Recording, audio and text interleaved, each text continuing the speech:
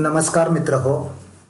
TET मार्गदर्शन व्याख्यानमालेत मी doctor Shinde के जे आपणा सर्वांचं पुनश्च एकदा स्वागत करतो. आजच्या या व्हिडिओमध्ये आपण टीईटी परीक्षांतर्गत बालमानसशास्त्र व अध्यापनशास्त्र या पेपरमध्ये अत्यंत महत्त्वाचा घटक आणि तो म्हणजे मानसिक प्रक्रिया यावर आधारित बहुपर्यायी प्रश्न कशा प्रकारे विचारले जातात याची चर्चा करणार आहोत. यामध्ये संभाव्य प्रश्न कोणते असू शकतील आणि त्याचबरोबर टीईटी प्रश्नपत्रिका 2013 ते 2019 मध्ये प्रत्येक मानसिक प्रक्रियेनुसार कोणते प्रश्न विचारले गेलेत याचीही चर्चा आपण या घटकांतर्गत करणार आहोत. हा घटकावरील प्रश्न पाहण्यापूर्वी मानसिक प्रक्रियेवर आधारित माझा जो व्हिडिओ तयार केला गेलेला आहे तो व्हिडिओ अवश्य पाहावा, जेणेकरून या प्रश्नांची उत्तरं देणं तुम्हाला सहज शक्य होईल. मानसिक प्रक्रिया म्हटलं की साधारण या सर्व मानसिक प्रक्रियांचा अंतर्भाव यामध्ये होतो. अवधान, संवेदना, अवबोध, प्रेरणा, स्मरण, विस्मरण आणि विचार प्रक्रिया.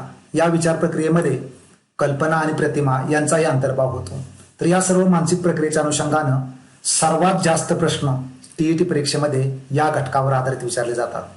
आपण हे सर्व प्रश्न आता पाहूयात आणि त्याची उत्तरं शोधण्याचा प्रयत्न करूयात.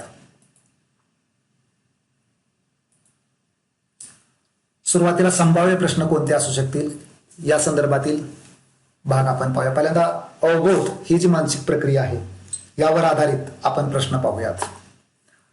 अवबोधन प्रक्रियेत टिंबटिंब असतात. नक्की काय असतं? दृष्टीभ्रम असतात, चित्तभ्रम असतात. दृष्टीभ्रम आणि चित्तभ्रम, तर हेच इल्युजनचा भाग आपण बघितला होता पहा. म्हणजे अवबोधातील दोष आपण म्हणूयात. तर हे अवबोधाचे दोष दोन प्रकारचे असतात, एक दृष्टीभ्रम आणि एक चित्तभ्रम. आणि त्यामुळे आपलं जे उत्तर आहे हे क पर्याय आपला बरोबर आहे. दृष्टीभ्रम हा जो त्याला आपण इंद्रिय भ्रम म्हणतो आणि चित्तभ्रम म्हणजे मनाचा तयार झालेला भ्रम किंवा समोर चेतक नसताना मनाची एक वेगळी अवस्था तयार होते आणि त्यातून भास तयार होतात. प्राथमिक स्वरूपाची मानसिक प्रक्रिया. आता हे प्राथमिक स्वरूपाची मानसिक प्रक्रिया म्हटलं की सर्वात पहिली मानसिक प्रक्रिया कोणती असते तर ती संवेदना. म्हणून संवेदना ही मानसिक प्रक्रिया पहिली आहे. त्याच्यानंतर मग बाकीचे सगळे मनोव्यापार आपले जे आहेत ते सुरू होतात. संवेदना आणि अवबोध यातील संबंध खालील प्रमाणे आहे. त्याच्यासाठी तुम्ही पाठीमागील माझा जो व्हिडिओ आहे तो अवश्य पहा. यामध्ये पहा, अवबोध झाल्यानंतर संवेदना होते असं कधीच घडणार नाही. संवेदना आणि अवबोध एकाच वेळी सुद्धा घडू शकत नाहीत. संवेदना आणि अवबोध याच्यात संबंधच नाही असं सुद्धा म्हणता येत नाही. तर नेहमी लक्षात ठेवा, संवेदना झाल्यानंतरच अवबोध होतो. आणि म्हणून आपण कधी कधी म्हणतो अवबोध बरोबर संवेदना अधिक अर्थ. म्हणजे संवेदना झाली की त्याला अर्थ देण्याचं काम सुरू होतं आणि त्यालाच आपण अवबोध असं म्हणतो. आणि म्हणून ड पर्याय या ठिकाणी बरोबर आहे. अवबोधातील समिष्टीवादी दृष्टिकोन. आपल्याला सगळ्याला माहिती आहे की समिष्टीवादी त्याला आपण गेस्टॉल सायकॉलॉजी म्हणतो. तर हा गेस्टॉल सायकॉलॉजीला मध्ये प्रामुख्यानं पूर्णत्वाला महत्व दिलं. प्रिन्सिपल ऑफ होलनेस ह्याला जास्त महत्व आहे. Principle of wholeness, principle of figure and ground and principle of perceptual organisation अशी 3 प्रिन्सिपल्स आपण त्या घटकांतर्गत पाहिलेत. तर तो घटक काळजीपूर्वक पहा, तुम्हाला नक्की याचं उत्तर मिळू शकेल. त्याच्यानंतर पहिल्या इयत्तेला अध्यापन करताना वाक्य, शब्द, अक्षर म्हणजे यामध्ये पहा, वाक्य म्हणजे जास्त व्यापक आलं, शब्द त्यातला काहीसा भाग आला, अक्षर त्यातला अजून एक लहानसा भाग आला. म्हणजे थोडक्यात ही जी रचना आहे पूर्णाकडून भागाकडे चाललेली आहे. म्हणजे पूर्ण भाग म्हणजे वाक्य, नंतर शब्द, अक्षर म्हणजे याचा लहान लहान पार्ट्स केलेत. आणि म्हणून पूर्णत्वाचं तत्व या ठिकाणी लागू होतं. सादृश्य, समीपता, सातत्याचा काही संबंध नाही, म्हणून पूर्णत्व. शिक्षक कथेची मध्यवर्ती कल्पना प्रथम स्पष्ट करतात. येथे शिक्षकाने टिंबटिंब हे तत्व वापरलेलं आहे. या ठिकाणी सुद्धा पहा, मध्यवर्ती कल्पना सांगायचं म्हणजे टोटल धड्याचा साधारण सार काय आहे तो सांगायचा आहे. म्हणजे या ठिकाणी पूर्ण धड्याविषयीची थोडक्यात माहिती आपण सांगायची आणि नंतर आपण काय करतो, धड्यातील लहान लहान भाग जे आहेत त्याच्यामध्ये डिटेलमध्ये जाण्याचा प्रयत्न करतो. म्हणजे या ठिकाणी सुद्धा पूर्णांशाचंच तत्व वापरलं गेलेलं आहे. पूर्णांशाचं तत्व, आकृती आणि पार्श्वभूमी तत्व इथं असणार नाही. त्यानंतर दाणे टिपण्यासाठी जमलेल्या विविध पक्षापैकी कावळे चटकन लक्षात येतात. या वर्तन प्रकारातील अवबोधात टिंबटिंब नियमाचा वापर केला जातो. अवबोधाचा जे तिसरा नियम आहे, प्रिन्सिपल ऑफ परसेप्च्युअल ऑर्गनायझेशन, म्हणजे बाह्य उद्दीपकाच्या संघटनाचे जे नियम आहेत त्यामध्ये बाह्य घटकावर आधारित काही नियम आहेत आणि आंतरिक घटकावर काही नियम आहेत. तर यामधील बाह्य घटकावर आधारित जे नियम आहेत त्याला धरून हा प्रश्न आहे. पहा, इथं सारखेपणा शोधण्याचा प्रयत्न केलेला आहे. कावळे चटकन लक्षात येतात, कारण कावळे वेगळे केले आपण, म्हणजे सारखेपणा आहे, म्हणजे सादृश्यतेचा नियम या ठिकाणी लागू होतो. फलक लेखनात रंगीत खडूचा वापर करणे हे टिंबटिंब तत्वाशी संबंधित आहे. रंगीत खडू वापरायचं म्हणजे वेगळेपण दाखवायचे, कारण आपला बोर्ड जो आहे हा पूर्ण पार्श्वभूमी आहे आणि त्यातील महत्वाचे शब्द हे आपल्याला फोकस करायचे, म्हणजे त्याला आकृती बनवायचे. म्हणजे या ठिकाणी आकृती आणि पार्श्वभूमी हे तत्व आपण वापरत असतो. आता परीक्षेमध्ये विचारले गेलेले प्रश्न साधारण 2013 पासूनचे हे प्रश्न आहेत. पहा, पहिला प्रश्न, बाह्य जगाचे ज्ञान मिळवणारी अवबोध ही मूलभूत मानसिक प्रक्रिया आहे. हे थोडंसं अननेसेसरी स्टेटमेंट, काय संबंध फारसा नाही. अध्ययनार्थीला बाह्य जगाचे ज्ञान मिळावे म्हणून प्रशिक्षकांनी पुढील पैकी कोणती बाब टाळावी. टाळावी म्हटलेलं आहे म्हणजे याचा अर्थ काही पर्याय त्याच्यातले ते योग्य आहेत आणि एकच पर्याय जो आहे तो अयोग्य आहे. आणि तो पर्याय जर तुम्ही शोधला तर आकृती आणि पार्श्वभूमीला महत्व देऊ नये असं म्हटलंय. आणि अवबोधामध्ये तर ह्याला महत्व आहे, कारण 3 तत्वच आहेत ना अवबोधाची, जी गॅस्ट्रॉल सायकोलॉजीने मांडलेली आहेत. आणि त्यामुळे साहजिकच आकृती आणि पार्श्वभूमीला महत्व देऊ नये म्हणजे नकारात्मक पर्याय इथं दिलेला आहे. त्यामुळे हाच पर्याय जो आहे आपण टाळायला पाहिजे, उलट त्याला महत्व द्यायला पाहिजे. पुढं, बाह्य उद्दीपकासंबंधी अगदी प्रथम होणारी मानसिक स्वरूपाची क्रिया म्हणजे संवेदना होय. संवेदनेवरचा प्रश्न आहे. पहा, कोणतं विधान असत्य आहे. तर यामध्ये पहा, संवेदना या मिश्रित स्वरूपाच्या असतात, मिश्रित स्वरूपाच्या नसतात. काही ठिकाणी शुद्ध स्वरूपाचे सुद्धा ते असू शकतात. लहान मुलांच्या ज्या संवेदना असतात बऱ्याचशे शुद्धच असतात, त्याला कुठलाही अर्थ नसतो आणि त्यामुळे साहजिकच हे विधान जे आहे ते असत्य आहे. लहान वस्तू व मोठ्या वस्तू एकत्र ठेवल्या तर लहान वस्तूचा एक गट आणि मोठ्या वस्तूचा एक गट, म्हणजे या ठिकाणी बाह्य उद्दीपकाच्या संघटनाचं कोणतं तत्व जाणवतं. म्हणजे या ठिकाणी जर तुम्ही विचार केला तर हे सादृश्याचे तत्व आहे. म्हणजे या ठिकाणी थोडक्यात आकारावरून आपण त्याचं सारखेपणा वेगळा केलेला आहे. जवळकीकता हा शब्द नाही त्याच्यामध्ये, आकार, म्हणजे त्यामुळे साहजिकच सादृश्यतेचे तत्व लागू होईल. अवबोध व प्रतिमा यातील फरक दिलेला आहे, त्यापैकी कोणता फरक योग्य आहे हा सुद्धा टीईटी परीक्षेला प्रश्न विचारलेला आहे. यामध्ये जर तुम्हाला लक्षात येईल, अवबोध म्हणजे अर्थपूर्ण संवेदना, तर पूर्वीच्या अनुभवाचं पुनरुज्जीवन म्हणजे प्रतिमा होईल. थोडंसं प्रतिमाचे संबंध जोडलेला हा प्रश्न आहे. हे प्रश्न जे आहे ते थोडंसं वैचारिक असतात, व्यवस्थितपणे समजून घ्यावे लागतात, उत्तर सोपी असतात, फक्त काळजीपूर्वक पर्याय पहा. अवबोध ही प्रतिमेची नक्कल असते, हे चुकीचं आहे. पहा, अवबोधात तुटकपणा जाणवतो आणि प्रतिमा तुटक असत नाही, हे सुद्धा विधान चुकीचं आहे. अवबोध वस्तुनिष्ठ तर प्रतिमा व्यक्तिनिष्ठ असते, अजिबात असं घडत नाही. उलट प्रतिमा वस्तुनिष्ठ असू शकते आणि अवबोध मात्र व्यक्तिनिष्ठ असू शकतो.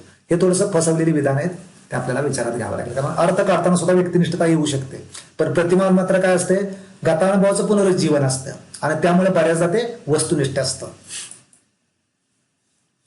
अवबोधासंबंधी मांडलेल्या समष्टी दृष्टिकोनाविषयी खालीलपैकी कोणते विधान योग्य नाही. 2018ला पडलेला हा प्रश्न आहे. पहा, योग्य नाही असं म्हटलेलं आहे. त्यामुळे योग्य असणारे विधान तुम्हाला शोधायचे. वस्तूचा पूर्ण म्हणजे तिच्या भागांची साधी बेरीज होईल. खरं तर whole is not sum of the all parts असं त्यांचं विधान आहे. म्हणजे सर्व चेतकांची बेरीज म्हणजे तो पूर्ण चेतक असा अर्थ कधीच आपल्याला काढता नाही. म्हणजे या ठिकाणी हे विधान थोडंसं नकारार्थक मांडले. बेरीज होय, खरं तर बेरीज नाही असं ते विधान आहे त्या म्हणजे पूर्णवंशाच्या तत्वामध्ये. म्हणजे पूर्णत्वाचं तत्व जे आहे हे थोडंसं नकारात्मक मांडल्यामुळं हा पर्याय आपला योग्य नाही. बाकीचे सगळे पर्याय या ठिकाणी बरोबर आहेत. संवेदनाचं वर्गीकरण खालीलपैकी कोणत्या रचनेत होईल असं म्हटलेलं आहे. पहा, आता इथं पहा, समांतर रेषा आहेत, परंतु 2-2 समांतर रेषा आहेत. म्हणजे तुम्ही जवळजवळचा विचार करताय. 6 समांतर रेषेचा विचार करायला लागला तर मग सारखेपणा येऊ शकेल तुमचा, पण जवळजवळचा विचार करायला लागला तर साहजिकच या ठिकाणी समीपतेचं तत्व लागू होते. 2-2चा 3 समांतर रेषा आहेत असं गट केलेले आहेत, म्हणजे जवळीकता हे तत्व वापरलंय. प्राथमिक स्वरूपाची मानसिक क्रिया म्हणजे संवेदना होय. या संदर्भात पुढीलपैकी कोणते विधान असत्य आहे असं म्हटलंय. असत्य कोणतं आहे ते आपल्याला शोधायचे. यापैकी तुमच्या लक्षात येईल या ठिकाणी संवेदना निर्माण होणं आपल्या इच्छेवर अवलंबून असते असं नाही. संवेदना काय बाह्य चेतक असतात आणि आपल्या ऑटोमॅटिकली तिकडे लक्ष जाणारच आहे, संवेदना निर्माण होणंच आहे. एखाद्या टाचणी टोचली एखाद्याने तुम्हाला तर तुम्ही म्हणू शकत नाही मला संवेदना होणार नाही, किंवा मला संवेदनाच निर्माण करायची नाही असं म्हणू शकत नाही. किंवा समोर वस्तू दिसते तर तुम्ही म्हणू शकत नाही मी बघितलीच नाही ती वस्तू. त्यामुळे संवेदना निर्माण होणं आपल्या इच्छेवर अवलंबून असतं. हेच विधान असत्य आहे. त्याचबरोबर आता पहा, संवेदना ही शुद्ध निर्भय असेलच असं नाही, असू शकते ना.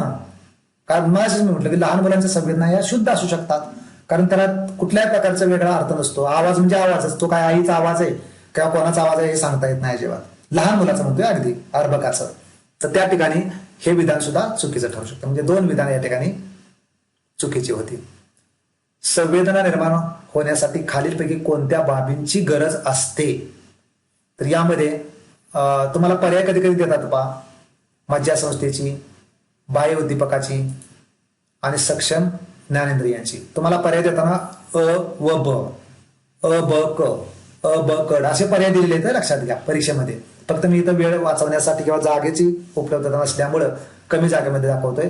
तर हे 3 पर्याय याच्यामध्ये आपल्या इच्छेचा संबंध संवेदनेशी शक्यतो नसतो. खालील विधानापैकी कोणते विधान अवधानाचे वैशिष्ट्य नाही असं म्हटलेलं आहे? नाही म्हटलं की वैशिष्ट्य पाहून घ्या पहिल्यांदा. अवधानाची वैशिष्ट्ये जी आहेत तुम्हाला लक्षात येईल की अवधान तांत्रिक बाबीवर एकाग्र होत नाही. तर हे विधान जे आहे ते वैशिष्ट्य नाही. बाकीचे सगळे पहा, ज्ञान ग्रहणही होतं, निवड प्रक्रिया आहे, दीर्घकाळ टिकवून ठेवता येत नाही, अगदी बरोबर ही सगळी वैशिष्ट्य. फक्त एकच विधान जे आहे ते चुकीचं आहे. म्हणजे वैशिष्ट्य पाहावी लागतील लक्षात घ्या. अवधानाची वैशिष्ट्य जर पाहिली नाही तर तुम्हाला अशा प्रश्नांची उत्तरं देता येणार नाहीत. कोणतीही संवेदना निर्माण होण्यासाठी कोणकोणत्या बाबींची गरज असते? तर हे 3 बाबी महत्वाच्या आहेत. मी पर्याय दिले तुम्हाला परीक्षेमध्ये, मात्र पुन्हा आणखी पर्याय वेगळे देतात. अ किंवा ब, ब किंवा ड किंवा सर्व वगैरे. तर हे सर्व पर्याय यामध्ये लागू होतात. मगाशी आपण पाहिलेले ते.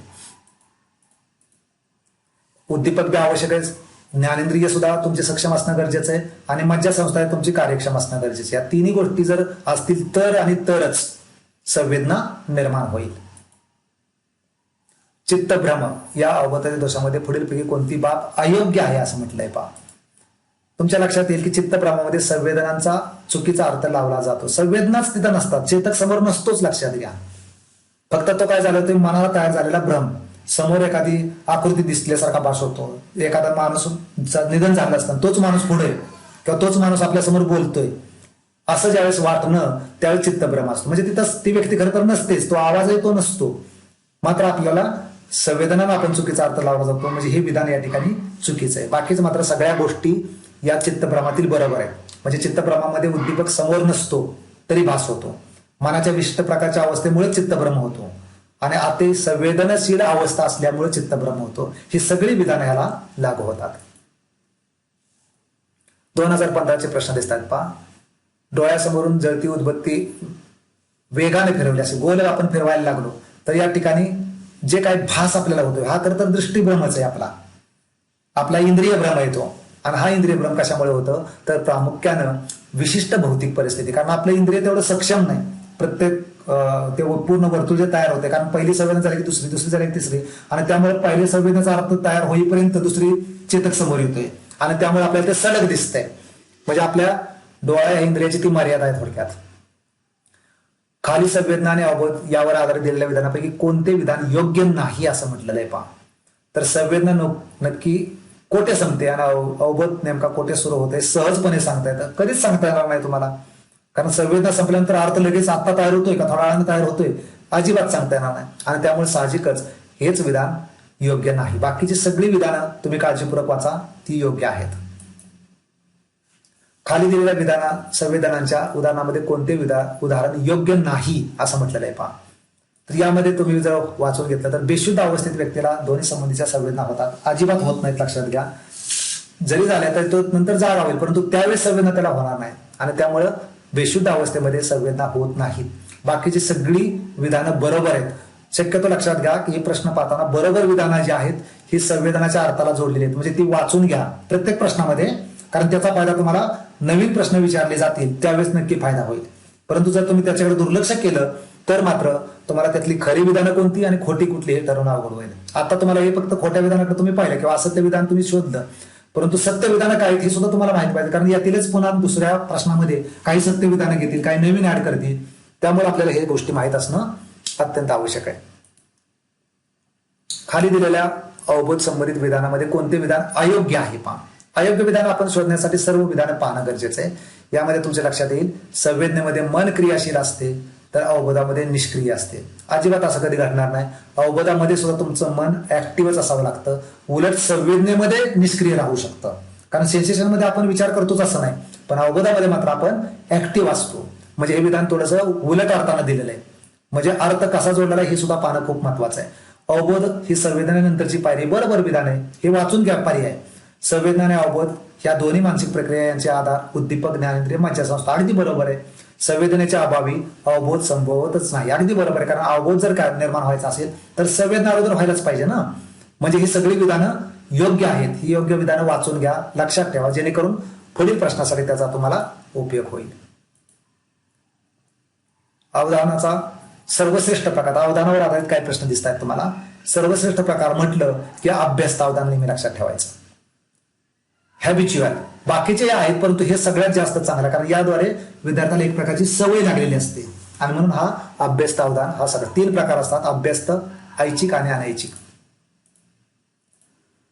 त्यानंतर टिंबटिंब अवधानात व्यक्तीस प्रयत्नांची गरज असते असं म्हटलेलं आहे पहा. प्रयत्नाची गरज असते म्हटलं की ऐच्छिक अवधान, हे तर प्रयत्नच करावे लागतात. आणि बाकीच्या ठिकाणी मात्र अभ्यस्त असू देत किंवा अनैच्छिक असू देत, ही तर प्रयत्नाची गरज नसतात. ऑटोमॅटिकली ती व्यक्ती त्या गोष्टीकडे डायव्हर्ट होते किंवा लक्ष केंद्रित करते. 2017चा प्रश्न दिसतोय पाहता. अवधान केंद्रीकरण करण्यास अभिरुची महत्वाची भूमिका बजावते. यासाठी खालीलपैकी कोणते विधान समर्थन करत नाही असं म्हटलेलं आहे. तर समर्थन करत नाही म्हटलं की ते विधान अभिरुची नैसर्गिक आणि संपादित नसते. खरं तर अभिरुची जी आहे ही संपादितच आहे, लक्षात घ्या. ती काय तुम्हाला जन्मजात मिळत नाही. एखाद्या गोष्टीबद्दल एखादा विषय तुम्हाला आवडायला लागला म्हणजे तुमच्या आई वडिलांना आवडतो होता म्हणून तुम्हाला आवडतो असं कधी होत नाही. म्हणजे ते अनुवंशिक नाही. म्हणजे हेच विधान तुमचं जे आहे ते समर्थन करत नाही. बाकीची विधानं समर्थन करतायत. काळजीपूर्वक वाचून पहा. खाली दिलेल्या विधानापैकी कोणते विधान हे अवधानाचे वैशिष्ट्य नाही असं म्हटलेलं आहे पहा. आता अवधान ही निवडक प्रक्रिया आहे. बरोबर आहे. अवधान यामुळे ज्ञान ग्रहण आणि आकलन. मगाशी मला वाटतं हा प्रश्न आपण घेतला होता. अवधान आंतरिक बाबीवर एकाग्र होत नाही. हेच विधान जे आहे ते असत्य आहे. म्हणून हे वैशिष्ट्य नाही. बाकीचं मात्र सगळी वैशिष्ट्य लागू होतात. खालीलपैकी अवधानाला नियंत्रित करणारा बाह्य घटक कोणता असं म्हटलेलं आहे. आंतरिक घटक वेगळे आहेत आणि बाह्य घटक कोणते आहेत. तर यामध्ये सवय हा तुमचा आंतरिक घटक आहे. तात्कालिक गरज सुद्धा आंतरिक घटक आहे. अभिरुची सुद्धा आंतरिक घटक आहे. परिवर्तन जे आहे ते बाह्य चेतकामुळे घडणार आहे आणि त्यामुळं हा तुमचा बाह्य घटक पर्याय बरोबर आहे. इथंच आजचा अजून एक प्रश्न तुम्हाला दिसतोय पहा. इथंही तुम्हाला ठरवता येईल लगेच. आवर्तन हाच शब्द फक्त बदलून घेतलेला आहे. म्हणजे एकदा तो चार्ट तुम्ही बघितला बाह्य घटकाचा आणि आंतरिक घटकाचा की मला वाटतं सहज याची उत्तर तुम्ही देऊ शकाल. खाली दिलेल्या अभिरुची विषयीच्या विधानामध्ये कोणते विधान योग्य नाही असं म्हटलेलं आहे पहा. तुमच्या लक्षात येईल या ठिकाणी अभिरुची ही अवधानाचं व्यक्त स्वरूप आहे. उलट सांगितलंय पहा या ठिकाणी. अभिरुची ही अवधानाचं व्यक्त स्वरूप आहे. तर हे विधान जे आहे ते योग्य नाही. बाकी सगळी विधानं जी आहेत ती योग्य आहेत. अनेक गोष्टीबद्दल आपली अभिरुची संपादित असते. अभिरुचीच्या बाबतीत खूप तर व्यक्तिभेद आढळतात. बरोबर विधान. एखाद्या विषयाबद्दल आपल्या मनात अभिरुची असेल तर त्या विषयाकडे अवधान वळते. बरोबर आहे. पण हे विधान जे आहे ते चुकीचं आहे. खाली दिलेल्या अवधानाच्या स्वरूपाविषयी विधानामध्ये कोणते विधान असत्य आहे इथे पण तसंच विचारलेलं आहे. तर यामध्ये शरीराअंतर्गत जाणीव व भावना, मनातील विचार व कल्पना या गोष्टी अवधानांतर्गत येत नाहीत. बाकीचे सगळे अवधानांतर्गत सगळ्या गोष्टी म्हणजे थोडक्यात ही वैशिष्ट्य आहेत आणि हे एकमेव वैशिष्ट्य नाही. कोणते विधान अवधानाचे वैशिष्ट्य पहा. म्हणजे वैशिष्ट्यावर किती प्रश्न पडतायत पहा. ते वैशिष्ट्य काळजीपूर्वक पाहून घ्या. तुम्हाला उत्तर सहज देता येतील याची. एखादी आंतरिक बाबीवर एकाग्र होत नाही हेच एकमेव वैशिष्ट्य त्याचं नाही. बाकीची सगळी वैशिष्ट्य लागू होतात. कोणते विधान असत्य आहे अवधानाबाबत हिथं वैशिष्ट्याचा संबंध आहे पहा. एका वेळी एकापेक्षा अधिक गोष्टीवर अवधान केंद्रित करता येते. करता येत नाही हे वैशिष्ट्य आहे, लक्षात घ्या. म्हणजे अवधानाचं थोडक्यात विभाजन होत नाही हे वैशिष्ट्य आहे. आणि हिथं मात्र त्यानं काय केलं, विभाजन होतंय असं दाखवलंय आणि त्यामुळे हे विधान चुकीचं आहे. प्रेरणा यावर आधारित काय आपण प्रश्न पाहूयात.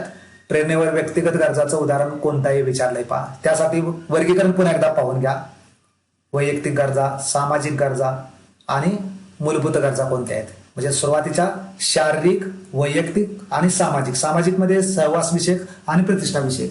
ते एकदा तुम्ही चार्ट बघून घेतला की मला वाटतं याची उत्तर तुम्हाला अगदी सहज देता येतील. व्यक्तिगत गरजाचं उदाहरण तुम्हाला विचारलेलं आहे, तुमच्या लक्षात येईल या ठिकाणी. जिज्ञासा ही व्यक्तिगत गरज आहे, भूक ही शारीरिक आहे, मान्यता सामाजिक आहे, प्रतिष्ठा सामाजिक आहे. इथं जर तुम्ही बघते सामाजिक गरजामध्ये मान्यता ही सामाजिक गरज आलेली, बाकीची जिज्ञासा वैयक्तिक हितच आपण पाहिली. भूक ही सुद्धा तुमची शारीरिक गरज आहे, स्वसंरक्षण ही मात्र वैयक्तिक गरज. म्हणजे ह्या दोन वैयक्तिक दिलेल्या आहेत. थोडंसं काळजीपूर्वक तो चार्ट बघा, सहज उत्तर याचं तुम्हाला देता येईल. आता परीक्षेत विचारले गेलेले काही प्रश्न आपण पाहणार आहोत. परावलंबित्व ही सुद्धा सहवास विषयक गरज आहे. त्यानंतर गरजांची श्रेणी कोणी मांडली, हा ज्ञानात्मक प्रश्न आहे. पहा, एकदा वाचला तरी लक्षात येईल. मास्लोनं मांडलेली ही श्रेणी आपल्याला माहिती आहे. ज्ञानात्मक प्रश्नावर आपण फारसा भर देणार नाही. वर्धित श्रेणीमध्ये टिंबटिंब गरजेला सर्वोच्च स्थान. तिथं थोडंसं पहा, सगळ्यात तळाला काय आणि सर्वात वरच्या बाजूला काय. आत्मप्रचिती सगळ्यात वर आहे आणि तळाला शारीरिक गरजा आहेत. त्यामुळे ह्या दोन जरी गरजा व्यवस्थितपणे काळजीपूर्वक बघितल्या तर क्रम तुम्हाला लक्षात येईल. काही क्रमही विचारतील नाही असं नाही, परंतु सुरुवातीची कोणती आणि शेवटची कोणती याच्यावर आपला जास्त फोकस असावा. आणि त्यामुळे आत्मप्रचिती, सेल्फ ऍक्च्युलायझेशन नीड ही जी आहे ती परमोच्च असते. तोच प्रश्न फक्त थोडासा निम्न गरज कोणती ते विचारले तुम्हाला. त्यामुळे मगाशी म्हटल्याप्रमाणे शारीरिक गरजाचे ते तळाला असतात. परीक्षेत विचारलेले हे प्रश्न आहेत. पाहता, टीईटीच्या 2013 पासून सुरुवात झालेली. कोमजा आणि स्निग्ध यांनी मांडलेली प्रेरणेच्या व्याख्यामध्ये कोणते विधान समाविष्ट आहे. म्हणजे आता विधान कोणतं समाविष्ट आहे तर त्यांची व्याख्या बघावी लागेल. स्वसंकल्पना म्हटलं की ही व्याख्या त्यांच्याशी निगडीत आहे. मला वाटतं त्या व्याख्या सगळ्या दिलेल्या आहेत मी व्हिडिओमध्ये मागल्या. तो व्हिडिओ काळजीपूर्वक बघा, नक्की तुम्हाला ते उत्तर शोधणं सोपं जाईल.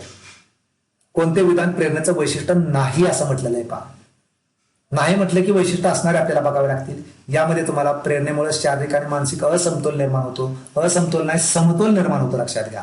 कारण प्रेरणा एकदा तुमची पूर्तता झाली की सॅटिस्फॅक्शन तुम्हाला मिळतं आणि त्यामुळे साहजिकच हा पर्याय या ठिकाणी वैशिष्ट्य नाही.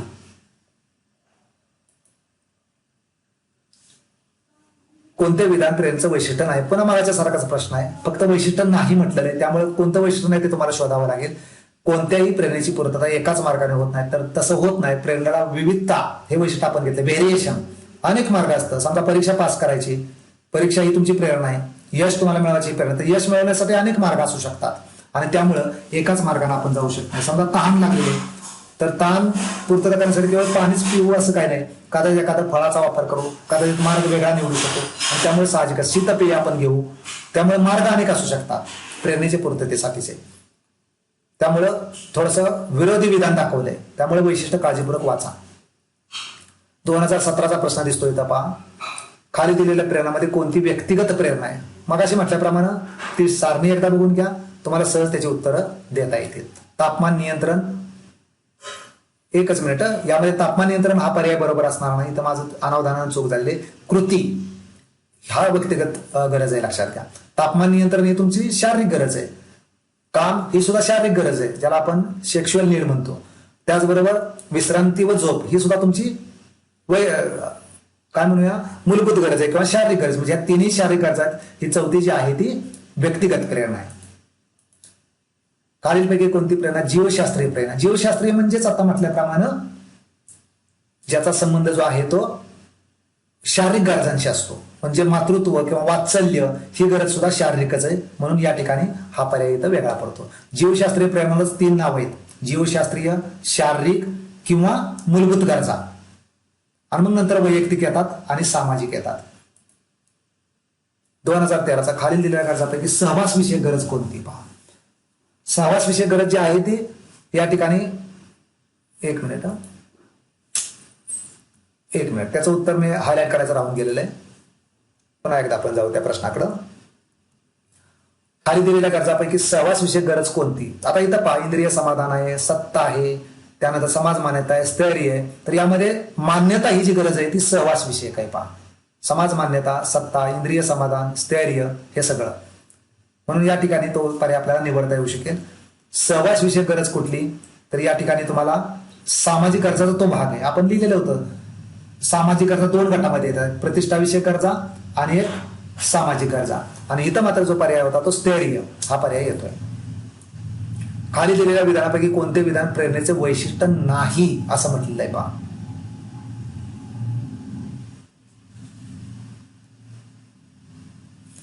या ठिकाणी जर तुम्ही विचार केला तर तुमच्या लक्षात येईल की प्रेरणेमुळं शारीरिक आणि मानसिक असं मगाचा जो प्रश्न आहे तोच पुन्हा रिपीट झालेला आहे, त्यामुळे उत्तर तुम्हाला सहज मानता येईल. पुढं स्मरण आणि विस्मरण यावर आधारित असणारे काही प्रश्न आपण बघूया. 20 ओळींची कविता एका बैठकीत पाठ केली, स्मरणाची कोणती पद्धत आहे? तर ही पद्धत आपल्याला सांगता येईल लगेच. ही पद्धत जी आहे ती एकसंध पद्धत आहे. टेलिफोन ऑपरेटरसाठी यांत्रिक स्मृतीची गरज असते. त्यानंतर अनुभूती सातत्याचा जो सूत्र आहे किंवा जे फॉर्म्युला आहे तो फॉर्म्युला तुम्हाला विचारलेला आहे. हे ज्ञानात्मक प्रश्न आहेत. आपण तो अनुभूती सातत्याचा प्रयोग केल्यामुळं अ अधिक ब वजा क भागिले 2 हा पर्याय त्यामध्ये बरोबर आहे.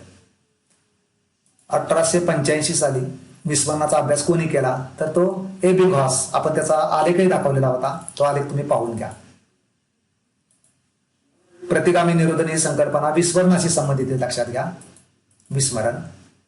आता परीक्षेत विचारलेले प्रश्न. धारणेचे मापन करताना खालीलपैकी कोणती पद्धती वापरली जात नाही?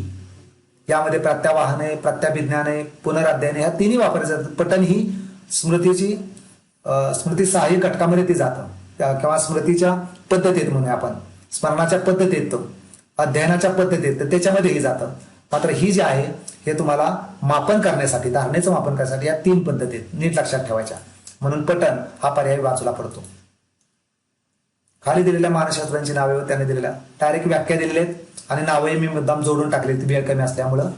एडगेलची व्याख्या म्हणजे धारणेशी संबंधित आहे. मॅकडवेलची व्याख्या म्हणजे बोधावस्थेच्या पातळीवर जाणं हा म्हटलेलं आहे. स्टाउटची व्याख्या म्हणजे गतानुभवाचं पुनरुज्जीवन. थोडंसं अर्थ नीट लक्षात घ्या. किमान यातल्या 2 व्याख्या जरी तुमच्या लक्षात असतील बाकीचे पर्याय बरोबर शोधता येतात. ते 2 पर्याय कुठं मॅच होतात ते बघायचं पर्यायामध्ये खाली. ऑटोमॅटिकली मग बाकीचे पर्याय जिथं जॉईन होतात त्याप्रमाणे तो अचूक पर्याय निवडायचा. स्मरणाचा प्रमुख घटक ग्रहण. यावर आधारित परिणाम करणारे घटक. व्यक्तीची मनोघडण म्हणजे आता स्मरणावर परिणाम करणारे अनेक घटक आहेत. अनुभव असेल, व्यक्तीची मनोघडण असेल, वातावरण असेल किंवा अध्ययनाच्या पद्धती असतील, असे 4 प्रकार आहेत पहा. मी त्या स्लाइडमध्ये दाखवलेले होते, ते काळजीपूर्वक बघा. आणि त्यामध्ये व्यक्तीची मनोघडण यावर आधारित तुम्हाला पर्याय विचारलेला आहे आणि त्यामुळं तो पर्याय जो आहे तो मानसिक पक्वता. खालील विधानापैकी विस्मरण याबाबत कोणते विधान असत्य आहे असं म्हटलेलं आहे पहा. असत्य विधान कुठलं आहे ते आपण पाहूयात. यामध्ये पठणानंतर ज्या क्रिया घडतात त्याचा विस्मरणावर परिणाम होत नाही असं म्हटलेलं आहे. खरं तर परिणाम होतो, कारण पठण सुद्धा झालं की विस्मरण ज्या कृती तुम्ही करणार आहेत, समजा एखादा विषय शिकला, नवीन विषय वाचायला लागला तर नक्कीच त्याचा परिणाम होणार आहे त्याच्यावर. आणि त्या पण इथं मात्र विधान तुम्हाला विरोधी दिलेलं आहे म्हणून हा पर्याय असत्य. बाकीचे सगळे पर्याय बरोबर आहेत, काळजीपूर्वक पहा. खाली दिलेल्या विधानामध्ये कोणते विधान धारणेच्या स्वरूपाविषयी समर्थन करीत नाही? धारणेच्या विधान असेल तर एका विषयाचे पठण संपताच दुसऱ्या विषयाचे पठण सुरू केले की धारणा चांगली होते असं कधीच घडणार नाही. कारण एका विषयानंतर दुसरा विषय वाचायला लागला तर एकमेकावर ओव्हरलॅप होणार आहे. थोडक्यात तिथं निरोधनाची प्रक्रिया चालू होणार आहे. हे निरोधन कधीही स्मरणाला मारक असतं, म्हणजे ते विस्मरणच करतं आणि म्हणून हा पर्याय जो आहे तो समर्थन करत नाही. बाकीचे सगळे पर्याय समर्थन करतात, तेही पर्याय काळजीपूर्वक पहा. विस्मरण या प्रक्रियेत पुढीलपैकी कोणते विधान सत्य आहेत? सत्य आहेत फक्त विचारले तुम्हाला, त्यामुळं जाणीवपूर्वक दमन केल्यास विस्मरण होतं हे विधान सत्य आहे. त्याचबरोबर अभ्यासानंतर मध्यंतरामध्ये अनेक गोष्टी केल्यानंतर विस्मरण होतं हे सुद्धा विधान सत्य आहे. म्हणजे 2च विधान त्या ठिकाणी सत्य होती. नाटकात प्रथमच काम करणाऱ्या शाळेतील विद्यार्थ्यांना संवाद पाठ असूनही नाट्यगृहातील गर्दी पाहून भाषण आठवत नाही. आता या प्रत्यावानातील कोणत्या गोष्टीमुळे प्रत्यावानाचे परिणाम करणारे जे घटक आहेत तो घटक तुम्हाला घ्यावा. इथं भावनिक अडथळा दिसतोय पहा, कारण समोर प्रेक्षक असल्यामुळं एक दडपण येतं, त्यामुळे साहजिकच भावनिक अडथळा. प्रकाशात अंतर्भूत असलेल्या 7 रंगाचे स्मरण म्हणजे थोडक्यात इथं ट्रिक वापरले म्हणजे स्मृती सहाय्यक. आपण ज्या शाळेत शिकलो त्या शाळेची आठवण होताच तेथील व्यक्तिमत्व. म्हणजे या ठिकाणी तुम्ही कुठेतरी नातं जोडलेलं असतं, एक संकेत मनामध्ये ठेवले असतात त्या ठिकाणचे, त्यामुळे संकेत चिन्ह हा पर्याय बरोबर आहे. पुरानुभवाच्या विविध अंगाची मनातल्या मनात जुळवाजुळव ही व्याख्या आता कोणी केलेली आहे तर ती व्याख्या पाहून घ्यावी लागेल. मन यांची व्याख्या आहे ती. जेव्हा कोणतीही गोष्ट आपण क्रमबद्ध स्वरूपात अभ्यास करतो आणि आठवायला शिकतो त्या स्मरणास कोणते स्मरण म्हणतात? तर हे स्मरण जे आहे ते वैज्ञानिक स्मरण त्याला म्हटलं जातं. हा पर्याय जो तो एकदाच फक्त प्रश्न पडलाय, फक्त रिपिटेशन त्याची होण्याची शक्यता फार रेअर आहे, कारण ज्ञानात्मक प्रश्न आहे तो. यामध्ये कोणतं विधान बरोबर नाही, तर प्राथमिक स्मृती प्रतिमा ही अणुप्रतिमेपेक्षा कमी तीव्र असते. तसं होणार नाही, अणुप्रतिमा जी आहे तीच जास्त तीव्र असते.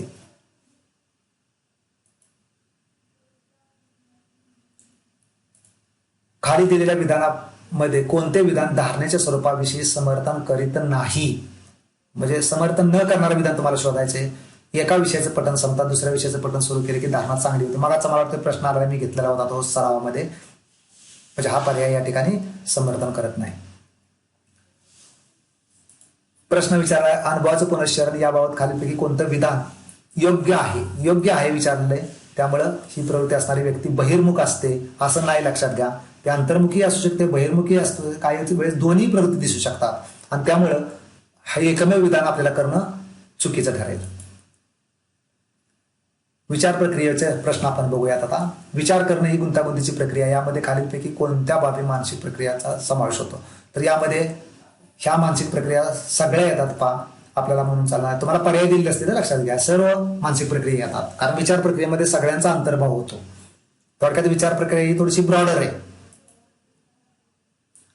खालील विधानामध्ये अवबोध आणि प्रतिमा यातील फरक दिलेला आहे पहा. फरक काळजीपूर्वक पहा. त्यातील फक्त एकच फरक योग्य आहे, तो म्हणजे अवबोध म्हणजे अर्थपूर्ण संवेदना. अगदी बरोबर आहे. अर्थ बरोबर आहे का पहा. आणि पूर्वीच्या अनुभवाचं पुनरुज्जीवन म्हणजे प्रतिमा, अगदी बरोबर आहे. म्हणजे दोन्ही अर्थ बरोबर आहेत, म्हणून या ठिकाणी हा पर्याय बरोबर आहे. असत्य आहे कोणतं विधान विचारलंय पहा. असत्य विधान जर तुम्ही बघितलं तर या ठिकाणी प्रतिमा अवबोधाची नक्कल असते, असं होत नाही, लक्षात घ्या. प्रतिमा जी आहे ती पूर्ण वेगळी असते, कारण तुम्ही जो अनुभव घेतला असतो त्या अनुभवाचं मनपटलावर त्याचं स्मरण झालेलं असतंय. त्यामुळे प्रतिमा अवबोधाची नक्कल असतं असं होत नाही. समोर उद्दीपक नसताना सुद्धा पूर्वी घेतलेल्या अनुभवाचं मनातल्या मनात पुनरुज्जीवन करता येणं, याला काय म्हटलं गेलंय त्यांना फक्त विचारलंय पहा. त्याला प्रतिमा म्हटलेलं असतं. म्हणजे उद्दीपक समोर नसतो. आई म्हटल्याबरोबर आपल्याला आईचा चेहरा आठवतो, आईचा आवाज आठवतो, हे सगळं प्रतिमा आहे. त्यामुळे उद्दीपक समोर नसतो. उद्दीपक समोर कधी असणार आहे, ज्यावेळेस संवेदना होती त्यावेळेस, किंवा अवधान असते त्यावेळेस. मनश्चक्षू समोर प्रतिमा निर्मिती होण्यासाठी खालीलपैकी कोणती बाब लागू नाही असं म्हटलेलं आहे पहा. तर या ठिकाणी एकच मिनिट, तो पर्याय आपला राहून गेलेला आहे. तर या ठिकाणी एखाद्याच्या मनात सर्व प्रकारच्या प्रतिमा सारख्याच तीव्रता निर्माण होतात.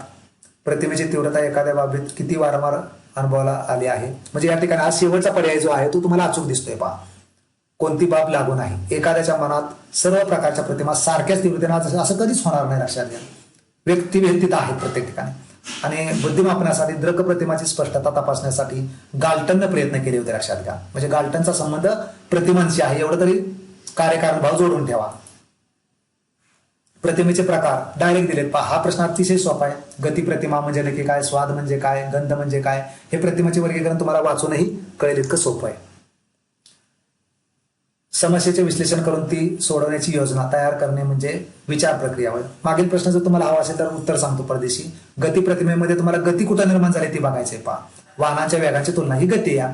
स्वाद म्हणजे चवेचा संबंध येतोय पहा, अन्नाची चव लक्षात राहते. गंध प्रतिमा म्हणजे तुम्हाला वासाचा संबंध आहे पहा, लक्षात घ्या. मखमलेचा मोहना जाणवणे, बरोबर आहे. स्पर्श प्रतिमा म्हणजे स्पर्श संबंध या ठिकाणी, म्हणजे हे सर्व तुम्हाला जस्ट नाकाला रुमाल लावणे म्हणजे हे तुमचं गंध प्रतिमा लक्षात घ्या. आणि स्पर्श प्रतिमा जी आहे ते मखमलीचा मोहना जाणवणे. समस्येचे विश्लेषण करून ती सोडवण्याची योजना तयार करणे म्हणजे विचार प्रक्रिया. याकरता पुढीलपैकी कोणती बाब लागू पडत नाही. लागू पडत नाही तेवढीच फक्त तुम्हाला शोधायची. लहान मुले प्रत्येकाद्वारे विचार करतात, हे चुकीचं आहे, लक्षात घ्या. लहान मुलांना प्रत्येकावर विचार नसतो, जास्त समोरच्या अनुभवावर विचार असतोय. चित्रपट पाहून झाल्यावर बऱ्याच दिवसांनी चित्रपटातील एखादा प्रसंग जसा तसा आठवणे. क्रिकेटचा सामना मनपटलावर जसा तसा साकार होणे. हे खालीलपैकी कोणत्या कल्पनेचा प्रकार विचारलाय पाहता मला. कल्पनेचे प्रकार आपण बघितले. पुनरुत्पादक आहे, कारण मागील घटना तुम्ही आठवताय म्हणून पुनरुत्पादक. व्यक्तीला लहानपणी एखाद्या शिक्षकाने शिकवलेली कविता म्हणजे ही सुद्धा कल्पना जी आहे ती पुनरुत्पादकच आहे. मूलभूत तत्वांचा आणि परिस्थितीचा आधार सोडता येत नाही अशा वैज्ञानिक किंवा स्थापत्यशास्त्राच्या कल्पना. इंजिनियरची कल्पना आहे म्हटलं की लक्षात ठेवायचं व्यावहारिक आहे. ते शास्त्रज्ञ असू दे, इंजिनियर असू देत, ह्या सगळ्या कल्पना ज्या आहेत ह्या सगळ्या व्यावहारिक असतात. आणि बाकीच्या मग एखादा चित्रकार असेल, कलाकार असेल, कवी असेल, हे सौंदर्यनिष्ठ असतात. पण उत्पादक आताच आपण बघितले. खाली दिलेल्या उदाहरणामध्ये कोणते उदाहरण विचार प्रक्रियेच्या अवबोधात्मक स्तराचे उदाहरण नाही. अवबोधात्मक स्तर नाही याच्यामध्ये पहा. तर यामध्ये प्रामुख्यानं महात्मा गांधीचा फोटो पाहिला की त्यांच्या पोशाख राहणीमान याच्यामध्ये विचार करून, कारण इथं अर्थ काढलेला नाही. अर्थ काढला असता तर अवबोधात्मक स्तराचं या ठिकाणी संबोधाचा विचार केला असता तर संबोधात्मक स्तर झाला असता. परंतु इथं काय केलं की तुमच्या समोर चेतक आहेत आणि त्या चेतकाच्या आधारे आपण अर्थ काढत आहोत. म्हणजे या ठिकाणी अवबोधात्मक स्तर आहे तो. खालीलपैकी कोणते उदाहरण निर्मायक. निर्मायक म्हणजे सर्जनशील विचार, नवीन काहीतरी विचार. तर नवीन विचार जो आहे तो शिक्षक उद्गामी पद्धतीने शिकवतात, हा नवीन विचार नाही, हे अनुकरणच आहे, एखादी पद्धत वापरतो. बाकीचे सगळे विचार पहा तुम्ही निर्मायक आहेत. शास्त्रज्ञांचे शोध असतील, शिल्पकारांना शिल्प तयार केलं असेल, शिक्षकांनी निसर्ग चित्र काढलं असेल, हे सगळे आता सांगितल्याप्रमाणे क्रिएटिव्ह आहेत. खाली दिलेल्या संबोधाविषयी विधानापैकी कोणते विधान अयोग्य आहे असं म्हटलंय पहा. तर अयोग्य विधान जे आहे ते प्रामुख्यानं मूळ संबोध स्पष्ट नसतील तर पुढचे संबोध स्पष्ट होत नाहीत. हे विधान अयोग्य आहे. कोणती विधाने असत्य आहेत म्हटले लक्षात घ्या. अनेक विधान असतील याच्यामध्ये. तुम्ही जर काळजीपूर्वक बघितलं तर हे पहिलं विधान शब्द, प्रतिमा इत्यादी विचाराची प्रतीके आहेत, सत्य आहेत, म्हणजे हे विधान सत्यच आहे. पुष्कळ वेळा आपण तर्काने विचार करतो, विधान सत्य आहे, म्हणजे ही दोन विधानं सत्य होती. विचारशक्तीचा आणि तर्कशक्तीचा विकास होण्यासाठी शिक्षकाने काय टाळावे. तर यामध्ये प्रामुख्याने मनावर भावना आणि पूर्वग्रहाचा पगडा ठेवून विचार करावा, हे टाळणं गरजेचं आहे. विद्यार्थ्याच्या विचारशक्तीचा व तर्कशक्तीचा विकास होण्यासाठी शिक्षकाने काय टाळावे. पुन्हा प्रश्न रिपीट झाला माझ्याकडून अनावधानानं. कल्पनाशक्ती विकसित करण्यासाठी शिक्षकाने विविध पातळीवरील करावयाच्या प्रयत्नामध्ये खालील कोणते उदाहरण योग्य नाही असं म्हटलेलं आहे. नाही म्हटलं की स्वैर कल्पना मनोरंजक वाटतात म्हणून परिकथा, राक्षक कथा मोठ्या प्रमाणात सांग, कारण ह्या फक्त मर्यादित स्वरूपात द्यायला पाहिजे. पण हे जास्त प्रमाणात सांगणं कदाचित विद्यार्थ्याला आरोग्यालाही मारक ठरू शकेल, व्यक्ती विकासालाही मारक ठरू शकेल, म्हणून हे टाळायला पाहिजे आपण. निर्मायक विचाराच्या अवस्थांचा क्रम दिलाय पहा. हा क्रम एकदा पाठ करून ठेवा. पूर्वतयारी, उभवणे, प्रेरणा आणि पडताळा हा क्रम आहे. बाकीचेही दिलेत परंतु ते क्रम पुढे मागे झालेले आहेत. त्यामुळे हे चारही शब्द क्रमाने लक्षात ठेवणं गरजेचं आहे. 2017चा प्रश्न दिसतोय इथं पहा. टप्प्यांचा, संबोधाचे टप्पे आहेत आपल्या लक्षात असणं गरजेचं आहे. यामध्ये जर तुम्ही पर्याय बघितला तर 2 पर्याय बरोबर आहे, कारण प्रत्यक्ष ज्ञानापासून सुरुवात होते आणि शेवट जो आहे तो संबोध व्यक्त करणं. म्हणजे सुरुवात प्रत्यक्ष ज्ञान आणि शेवट संबोध, हे जिथं असेल ते बघायला पाहिजे. म्हणजे क सुरुवात यायला पाहिजे, ड शेवट, क सुरुवात ड शेवट, क सुरुवात असं इथं आहे, म्हणजे 2 आहेत पण इथं ड शेवट आलेला नाही. एवढे 2 जरी लक्षात ठेवलं तरी मधले पर्याय तुम्हाला शोधण्यात फारसा वेळ लागणार नाही. स्मृती प्रक्रियेतील टप्प्याविषयी कोणते विधान बरोबर आहे म्हटलंय पहा. यामध्ये तुमच्या लक्षात येईल की प्राथमिक, मगाशी हा प्रश्न आपण घेतला होता, गायक, वादक, नर्तक यांच्यामध्ये असणारा जे आहे ती कल्पनाचा कुठला प्रकार विचारलाय तर सौंदर्यनिष्ठ कल्पना, मगाशीच मी म्हटलं होतं.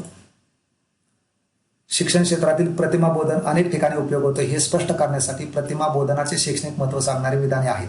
कोणते विधान योग्य नाही म्हटलंय पहा.